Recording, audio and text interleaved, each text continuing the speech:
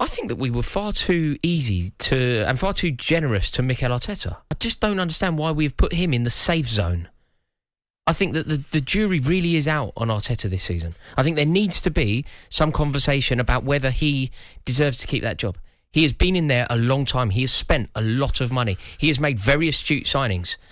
I believe that if we don't start to see some delivery on that, like maybe things have changed slightly. Didn't we get delivery last season? No, we didn't. We didn't. Tottenham finished above them. This is what I don't understand. When I grew up in North West London. No one expected Arsenal to finish Arsenal fourth or used to fifth last represent. season. Arsenal used to represent demanding excellence from the top down. Every single position was excellence. We are now in a situation where that doesn't seem to be the case about Arsenal. Like when I was a kid, they were winning doubles and demanding doubles and taking Tottenham's captain.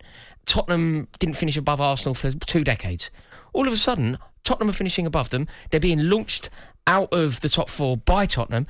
You've got Forest knocked them out of the cup. Forest knocking them out of the cup. Chelsea slapping them up in Baku in a European fight. You've got all these things happening to Arsenal, and everybody kind of being okay with the status quo. Is that not a realistic expectation from the fans, though? Because when Arteta came in, it's very much a transitional period that they're going through. It was a very difficult time. I think out of European football. So he's come in. He's had to invest. He's had to get rid of a lot of deadwood on big money, which is not easy for any manager that's in a position of power. Especially a young manager in his first job. Yeah, but for him to take that job on, the love of Arsenal, it says a lot. But last season was a positive because they finished above. But if you're an Arsenal fan, and maybe this is my issue, maybe I need to redefine Arsenal, because I grew up around Arsenal fans in North West London and I was barraged by what that club represented. Yeah, but it's not that Arsenal anymore. Well, maybe that's the issue. Maybe I'm seeing them through a prism and through a lens that is incorrect. But the Arsenal fans that I grew up with would never ever tolerate Tottenham finishing above them. That is completely unacceptable. Yeah. That is absolutely unacceptable. They call it St. Totteringham's Day and all that. Suddenly, Tottenham are finishing above them and they're all like, well, the manager's done a good job. What? What are you talking about? That isn't the standard of Arsenal. Tottenham do not finish above Arsenal. And maybe now, Arteta has been there for such a long time. By today's standards, Arteta has been at that club for an awful long time. He has spent a fortune, both last summer and this summer. I think at some point... Especially when you think the owners are actually, people say the owners don't spend money. No, I know. He's somehow been able to get money to spend at the club, which is rare. He's been able to offload people and still pay their wages. And Aubameyang last season at Barcelona, for example. It's rare what he's been given at Arsenal. And that's why I think he's going to be... That's why I almost say he's unsackable, because they've given him so much. They would never, ever... But that's a terrible policy. That's a terrible policy. Simply giving somebody money previously doesn't mean that you give them more money in the future if that person you decide is the wrong person. They believe in the process. Yeah, and the signings have been good as well. Fine, okay. Do you know these words? Process, project. They're so unquantifiable, aren't they? Do you know what? Words mean something to me? Top 4 means something to me. They're not unquantifiable. Trophy means something. You can look at the table and say, okay, where did we finish last season? We've added this player in. Where we finished? So they finished 8th twice. They then had a season 5th when they didn't have European football. So they're never going to have a better chance to break into the top 4. And they fell short. All they had to do was go to White Hart Lane and get a draw. All they had to do was go there, get a draw, and not get walloped by a Newcastle team with nothing to play for. And they failed. And I don't understand why we don't talk about Arteta through that lens rather than this project and process lens consistently. He does get the project a lot, Chris. He does get...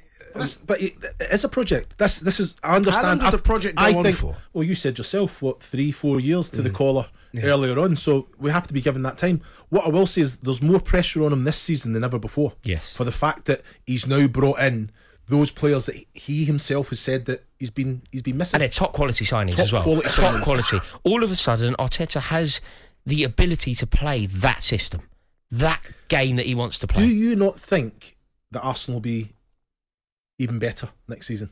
Yeah, of course they will.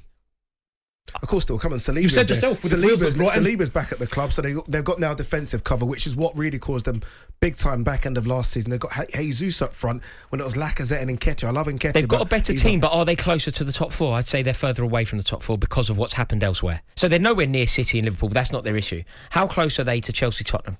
And I think that they are, despite good signings, I'd say that they're further away from Tottenham than they were, and Chelsea had a bigger lead on. Why? Because Tottenham have signed brilliantly, and they've got Saliba and Jesus, who are brilliant additions this Tottenham's, season. yeah, excellent. Brilliant. Excellent, but Tottenham were already... Jesus is as good as Richarlison. At the end of last season, Tottenham battered them. In terms of an addition, Jesus, yes or no, Jesus a good addition? Brilliant addition. Yeah. Brilliant player. And Saliba at the back, French Young Player of the Year last season. I'm proven in this league, but good. Another great addition. Yeah, 2 very good signings, but the recruitment at Tottenham has pulled them further away, bearing in mind that when it really mattered, Tottenham battered them at White Hart Lane. Battered them. So they were already better. They finished above them in the league. They already had a margin on them. They have gone into the transfer market and strengthened more than Arsenal. I think Tottenham are a stronger team going into this season than they were at the end of last season. I think Arsenal was stronger, but not as strong as Tottenham. Remember, you're talking... And look, players with Premier League experience as well. This is one of your arguments earlier as well. So players with Premier League experience. Amazing signing, Basuma. Outstanding. Zinchenko coming in. Premier League winner experience. Jesus, winner. Premier League winner experience coming in. Saliba, who's gone away... A lot more experienced, stronger, big defender coming in. The point isn't our Arsenal good, fantastic. but the point isn't our Arsenal Arsenal having good recruitment. I don't think Tottenham have made that big a better window than Arsenal. Of course they have. Come on, they Basuma's excellent. Look at the signing of Richarlison. I think that is a brilliant signing for them because it tells you something else about Tottenham. What they have done there, generally speaking, when Tottenham have improved, they have done it by... They haven't always improved. They've replaced. So, for example, when they bought in Lo Celso, Richarlison's a replacement. No, he isn't a replacement. Bergwijn's gone. He isn't a replacement. No, Addy, in terms of it isn't squad, a replacement. Bergwijn's there. They've got Richarlison. It's very different. When they bought in, when they used to their recruitment process in the past, they would bring in Romero, and that was because Alderweireld had gone. They would bring in Lo Celso, and that was because Eriksen had gone. They were effectively maintaining.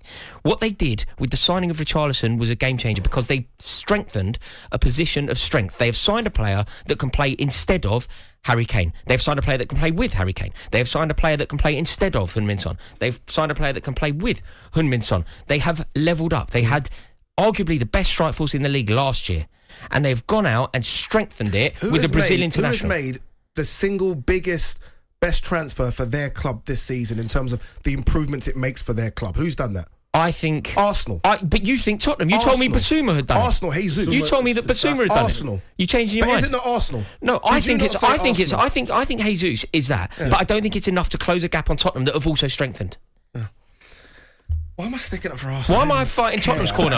Why am I fighting Tottenham's corner? I hope Antonio Conte gets sacked in November. What's going on here? I don't know who I am anymore. I'm having an identity crisis here. I don't want any of that stuff that I just said to happen, by the way. Yeah. I really hope it goes massively wrong for Tottenham. I just think that they are a force this season.